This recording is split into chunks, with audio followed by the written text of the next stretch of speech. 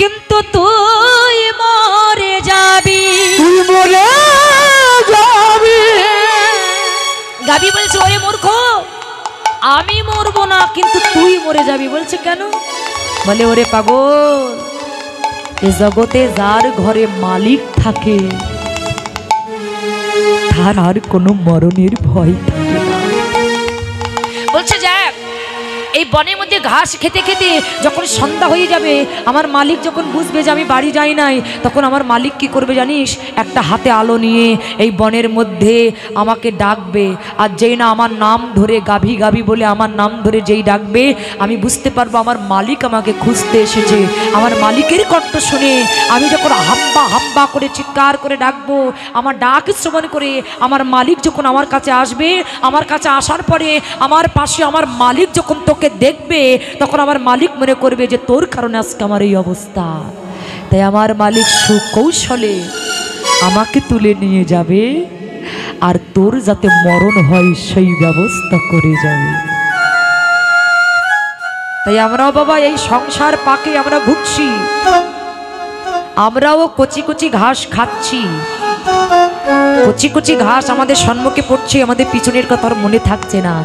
সুন্দর নারী, সুন্দর গাড়ি, সুন্দর বাড়ি, ছেলে মেয়ে, টাকা পয়সা, এই যে অটাল ঐশ্বর্য, এই যে লোভ লালসা, এই লোভ লালসা করতে করতে করতে করতে আমরা যে সংসার পাকের ভিতরে একবারে ডুবে গেছি।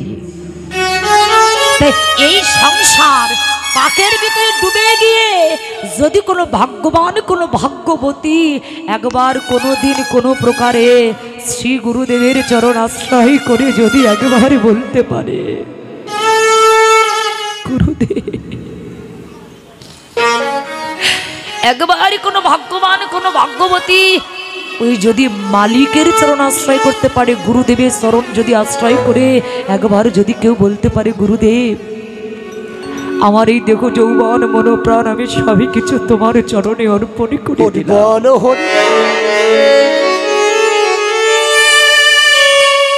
ওগো গুরুদেব,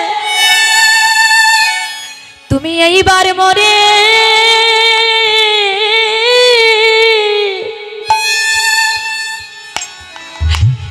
মোরে কৃপা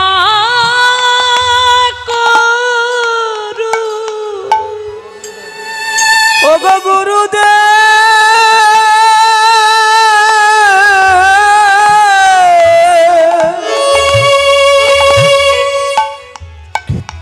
তুমি এইবার মরে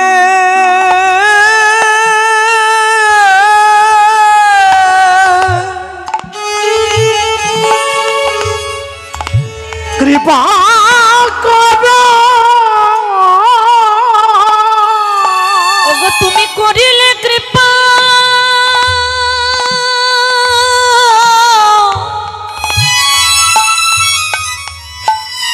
কৃপা করিতে পারো।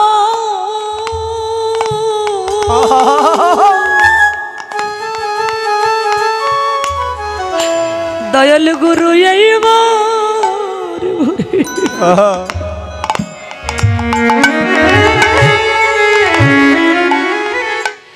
মোরে কৃপা করু। ওরা তুমি করলে কৃপা,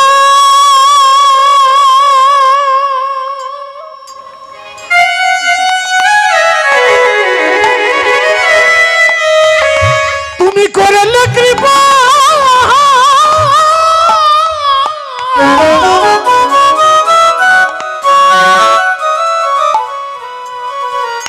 গুরুদেব করতে পারো।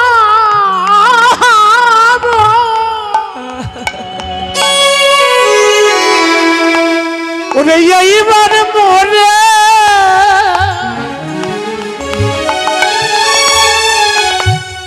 আমায় কৃপা করো।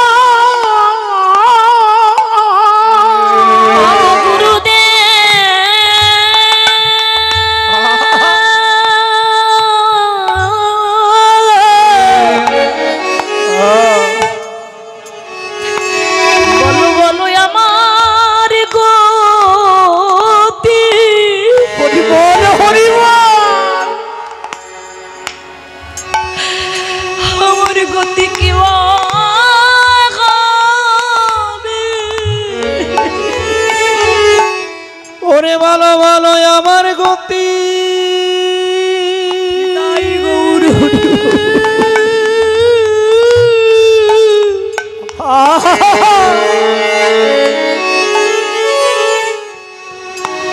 গতি কি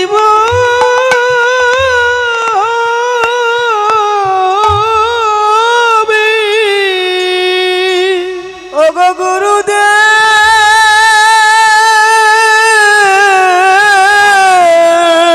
বল হরি বলো আমার গতি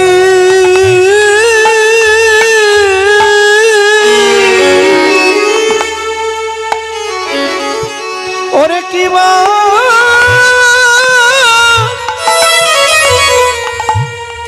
হবি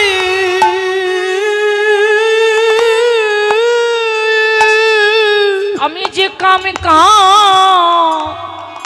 কামে কামল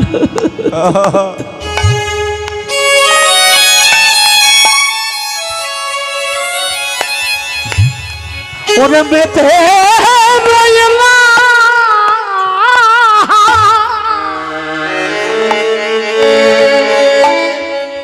বলো আমার গতি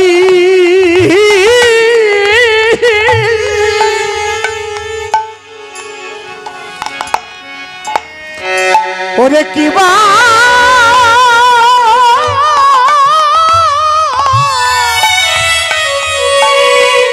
ওরে কিবা হবে আমি যে এই মায়ার ঘরে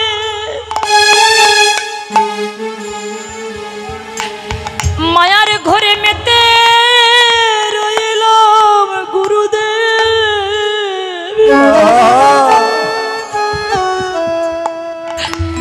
বলো আমার গতি কিবা হবে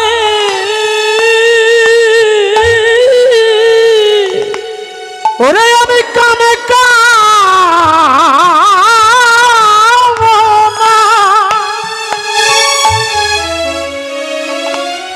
ওরে মেতে রইলা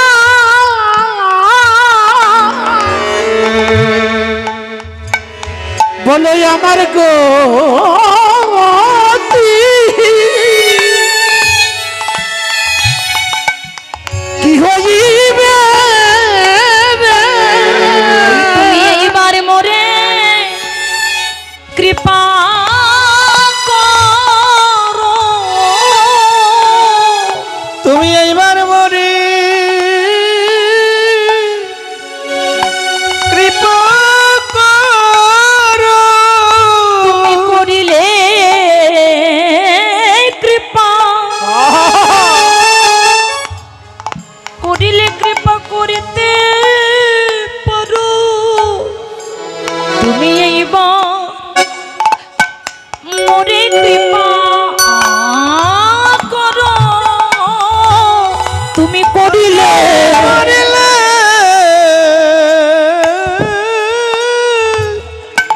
কৃপা করিতে পারো গুরুদেব এইবার মনে কৃপা করো তুমি করিলে কৃপা করিতে পারো তুমি এইবার মোরে কৃপা করো করিলে কৃপা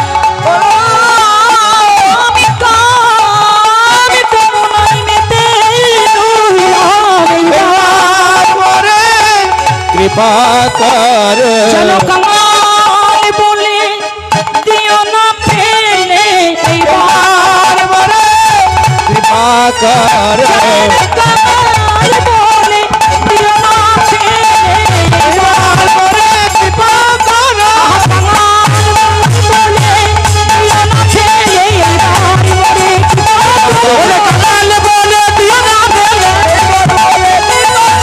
কাঙাল বলে দিও না ফেলে গোসাই এইবার আমার কৃপা কর এই গৌর হরি পুরাবের ভাবে সিঙ্গা বেনু বাজাতে লাগলেন সিঙ্গা বেনু মুরলি কো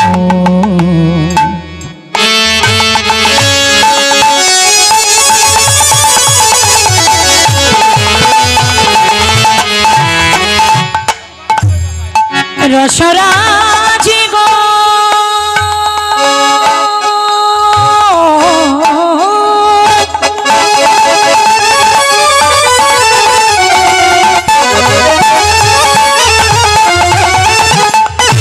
আমার আমার ভাবের গো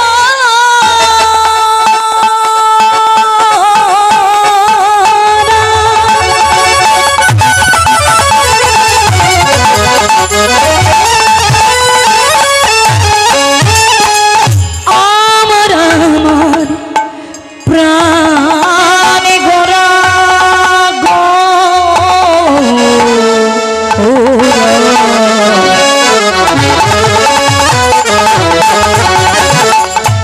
সিংহাবে নমরলিক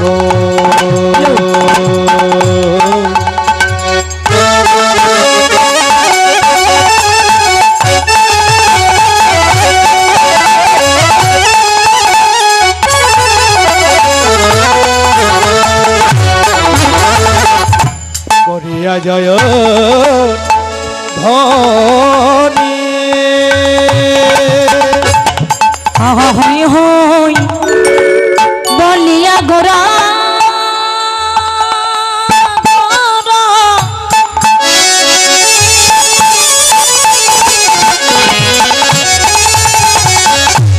আমার গোরা ফিরায়া পাচনে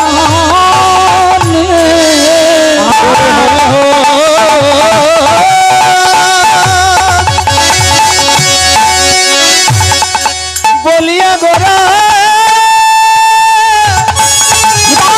হরি হরি গোরা ফিরায় পাচনে বাজাতে লাগিল বাজাতে লাগিল বাজাতে লাগিল লাগিল সিংহ বেনু মুরলি বাজাতে লাগিল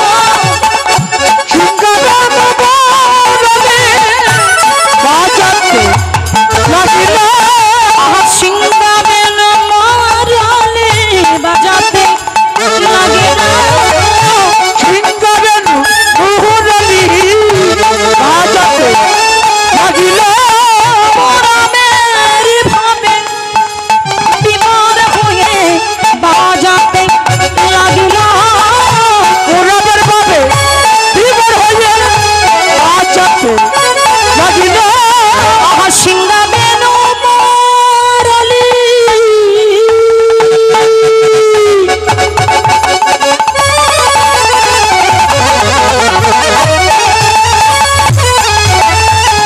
ওই সিংহ বেনু ওই মুরলি পুরবের ভাবে বিভোর হয়ে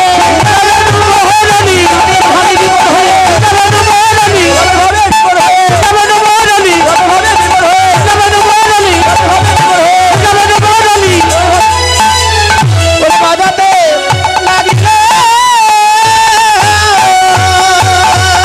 সিংহ বেনু মুরলি করিয়া নয় ধনী এটা তো ব্যাংক আছে হই হই বলিয়া লোরা ফিরায়া পাছ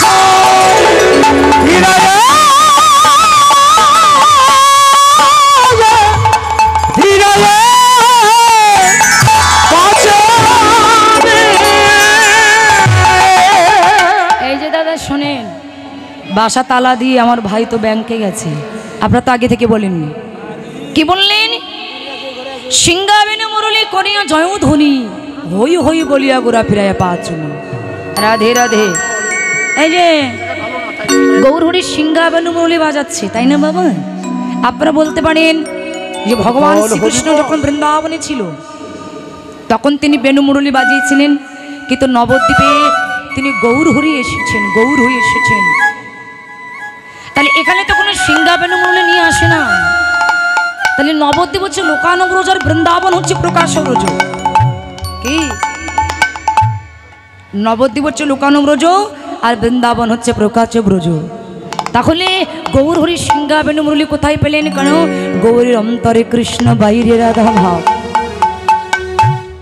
রায়ঙ্গ শ্যামঙ্গ দুই মিলে গৌরাঙ্গ, তুই মিলে গৌরাঙ্গ, রাধা কৃষ্ণ একই আত্মা দুই দেহ ধরি, আনন্দে বিলাস রাসা সাধন করি, আসাদন করি চৈতন্য গোসাই, চৈতন্য গোসাই কলি জীবি তারাইতে দেখো আর কেহ নয়, আর কেহ না। পূর্ণ শক্তি কৃষ্ণ পূর্ণ শক্তিমানি, দুয়ে মিলে ভেদ নহে শাস্ত্রের প্রমাণ, শাস্ত্রের প্রমাণ। তাহলে এই যে বাবা নবদ্বীপে সিংহাবেন মুরলী নাই তো কেন? গৌরের অন্তরে কৃষ্ণ আর বাইরে রাধা ভাব। গৌরের কি অন্তরে কৃষ্ণ ভাব, কথায় আছে না সবকিছু লুকানো যায় কিন্তু স্বভাবটা লুকানো যায় না। তার যে স্বভাব ছিল ত্রিভঙ্গ ভঙ্গিমা ঠামে দাঁড়িয়ে কখনো বেণু বাজানো, কখনো মুরলী বাজায়, এই যে স্বভাব, তিনি গৌর বেশি এসেছে ঠিকই কিন্তু স্বভাব তো যায় নাই, স্বভাব তার ভিতরে রয়ে গেছে গো মা। ও মায়েরা, কিছু কিছু জাতের স্বভাব আছে না, সহজে যেতে চায় না, আছে কিন্তু। তাই গৌরীর স্বভাব, তিনি বৃন্দাবনে শ্রীকৃষ্ণ রূপে ছিলেন, মুরলী বাজাতেন, বেণু বাজাতেন, কিন্তু সেই ভাব তার স্বভাব যে ভিতরে রয়ে গেছে।